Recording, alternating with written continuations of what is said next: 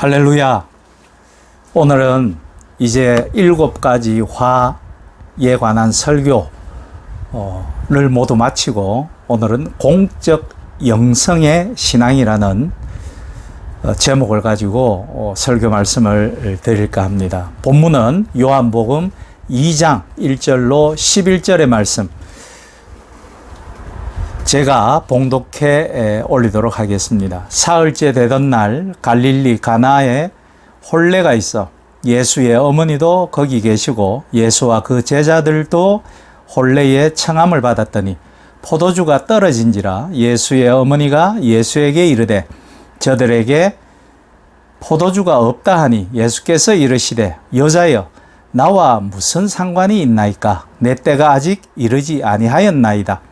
그의 어머니가 하인들에게 이르되 너희에게 무슨 말씀을 하시든지 그대로 하라 하니라. 거기에 유대인의 정결 예식을 따라 이 두세 통이 지금으로 치면 한 110리터 정도 됩니다. 두세 통 드는 돌 항아리 6이 놓였는지라 예수께서 그들에게 이르시되 항아리에 물을 채우라 하신즉 아귀까지 채우니 이제는 떠서 연회장에 갖다 주라 하심에 갖다 주었더니 연회장은 물로 된 포도주를 맛보고도 어디서 났는지 알지 못하되 물 떠온 하인들은 알더라. 연회장이 신랑을 불러 말하되 사람마다 먼저 좋은 포도주를 내고 취한 후에 낮은 것을 내거늘 그대는 지금까지 좋은 포도주를 두었도다 하니라. 예수께서 이 첫 표적을 갈릴리 가나에서 행하여 그의 영광을 나타내심에 제자들이 그를 믿으니라. 아멘. 요한복음은 표적의 책이란 별명을 가지고 있습니다. 다른 복음서들은 예수께서 행하신 일에 대해 이적 또는 기적이라는 단어를 사용했습니다. 이적이라는 단어는 헬라어로 디나미스라고 하는데 이는 힘, 능력, 영어로 miracle이라고 해석할 수 있습니다. 그러나 요한복음은 이 단어를 한 번도 사용하지 않았습니다. 오직 표적이라는 단어를 17회에 걸쳐 사용하고 있을 뿐입니다. 표적은 헬라어로 세메이온으로 영어의 사인, 그러니까 표적, 표식 이렇게 해석되겠죠. 이는 히브리어의 징표라는 뜻의 오트와 같은 의미를 지닙니다.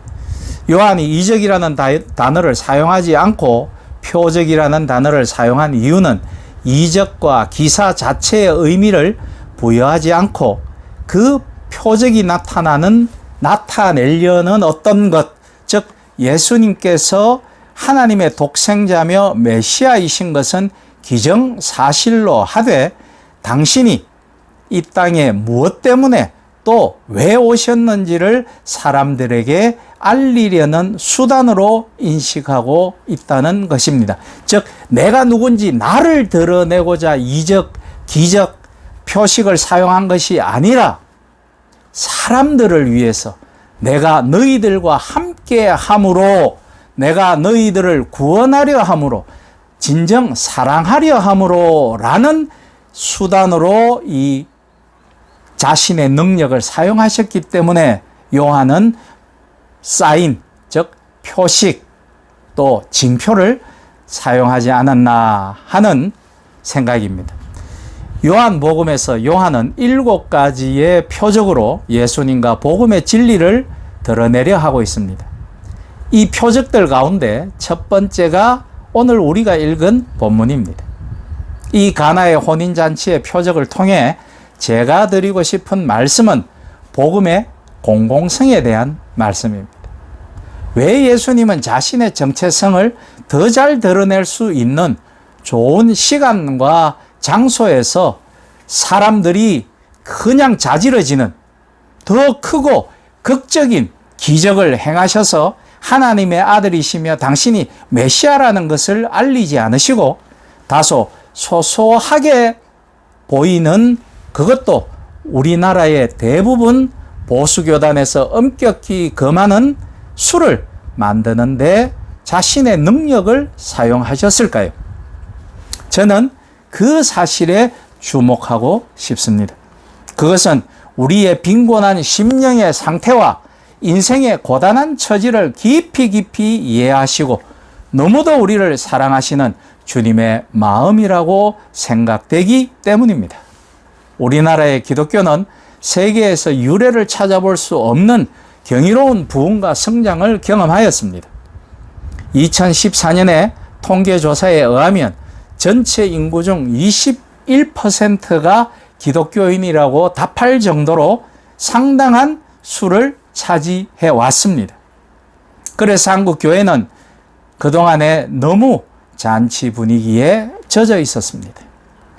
그러나 최근 한국 교회가 큰 위기에 직면해 정체를 지나 교인 수가 교회 성장세 자체가 감소되고 있다라는 구체적인 데이터가 이미 많은 곳에서 제시되고 있습니다. 특히 교회의 미래를 보여주는 중요한 척도 중에 하나인 교회학교 학생들과 20대로부터 40대의 젊은 신자들의 감소 및 이탈 현상이 점점 뚜렷해지고 있어서 머지않은 시기에 한국 교회에서 더 이상 다음 세대가 보이지 않을 수도 있다는 강한 위기감을 우리 모두 가져야 합니다. 이미 경량 각지의 대부분의 교회에는 젊은 신자들의 수보다 노년층 신자들이 많은 것이 사실일 것입니다. 한국 개신교의 위기를 깊이 생각하고 변화의 구체적인 방안을 마련하고 시행해야 할 때입니다. 그 위기의 원인 중 하나는 대부분 우리나라 교회의 이기적인 신앙에 따른 공적 영성의 결여 때문이기도 합니다. 공적이란 사적, 이기적인 것과는 반대되는 개념으로 보편적, 공동체적, 객관적이라는 의미를 함축하고 있습니다. 즉, 우리가 하나님의 창조 세계와 그 일원으로서 세상이라는 공동체와 함께 나누는 참여와 책임의 측면을 말하는 것입니다. 기독교의 공적 영성이란 신앙의 신비적 또는 하나님과의 개인적 친밀함과 반대되는 것이 아닙니다. 기독교의 공적 영성은 하나님과의 친밀성과 반드시 균형과 조화를 이룹니다. 친밀성이 공적인 성격, 이웃과 창조물과의 관계를 잃어버린다면 이기적, 내세적, 신비주의적 신앙이 됩니다. 신앙의 역사에서 신비주의는 반드시 이단의 창궐과 혹세무민과 관련이 되어져 온 것이 사실일 것입니다. 친밀성과 공적 영성의 조화는 마치 칭의와 성화가 구분이 되나 서로 하나인 것과 같은 맥락에서 보아야 합니다.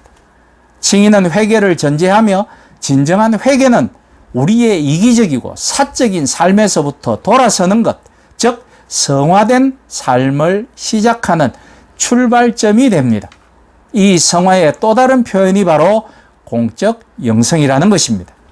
흔히 성화가 개인의 경건으로만 오해되는 오늘의 상황에서 공적 영성은 우리의 내적 신앙의 내적 지향성이 개인이 아닌 이웃과 하나님의 창조 세계를 향해 열려 있음을 보여줌으로써 개인 성화가 갖기 쉬운 율법 의식이나 자기의 그 틀을 뛰어넘게 합니다.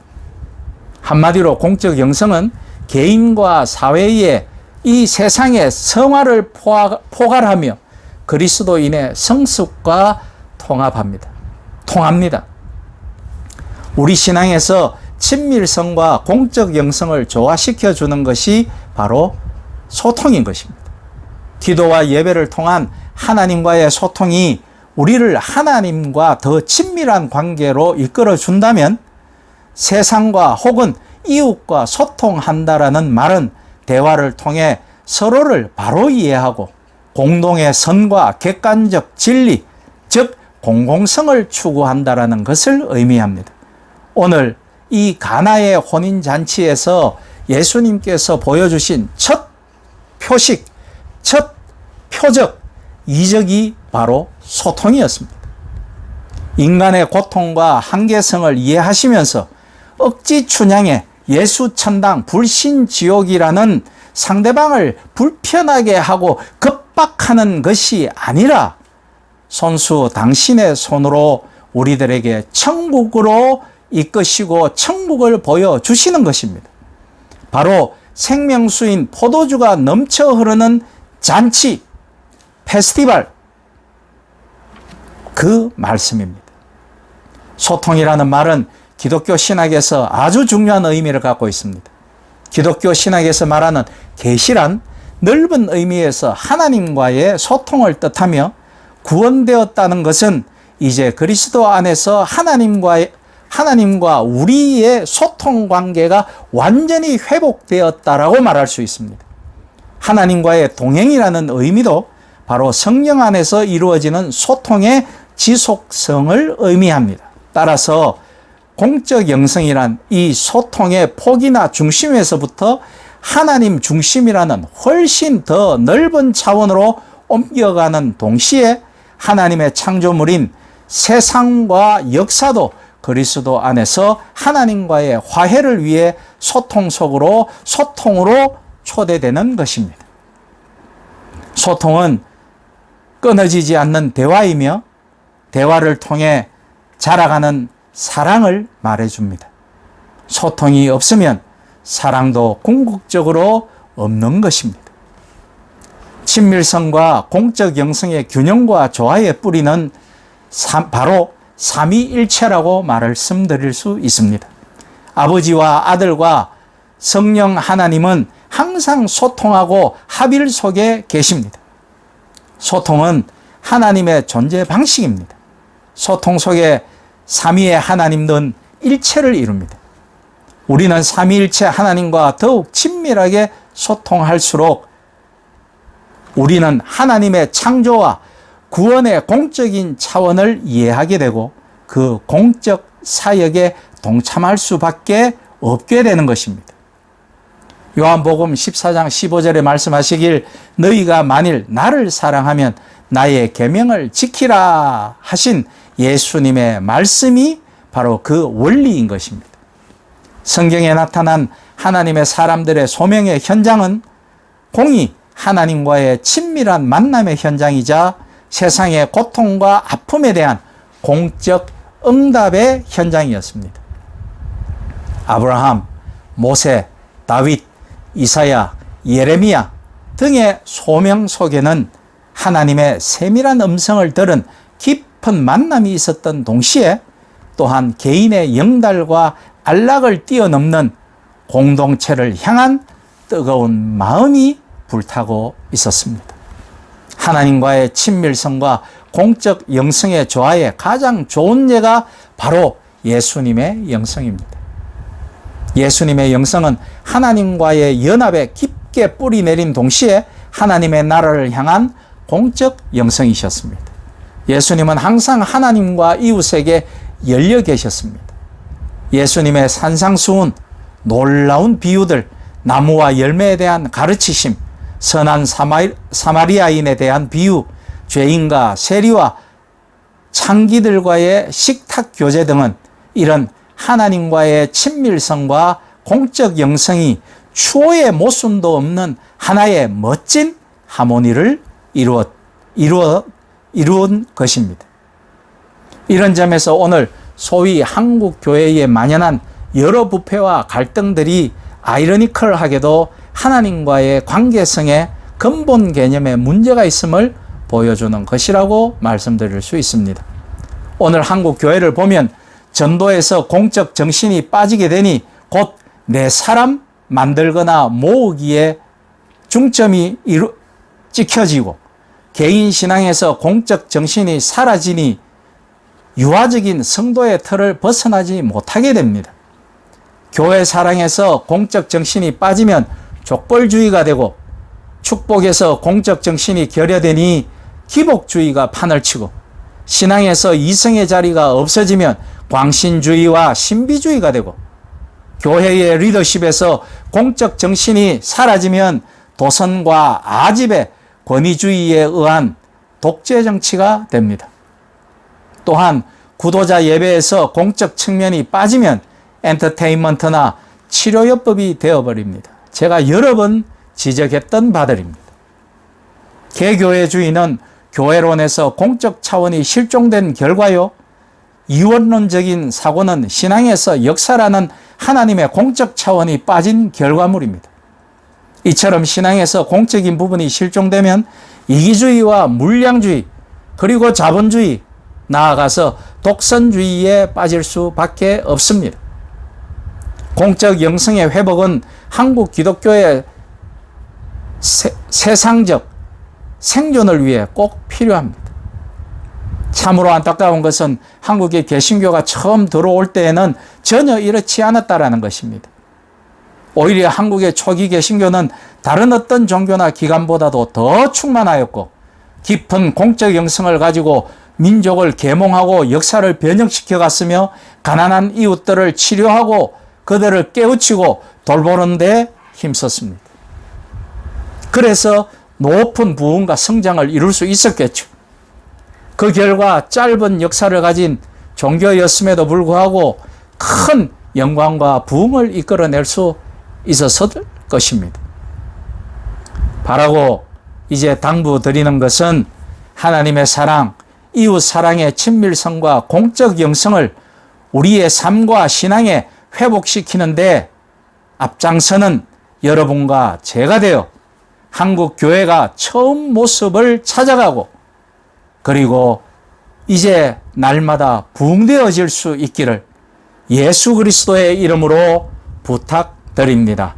아멘.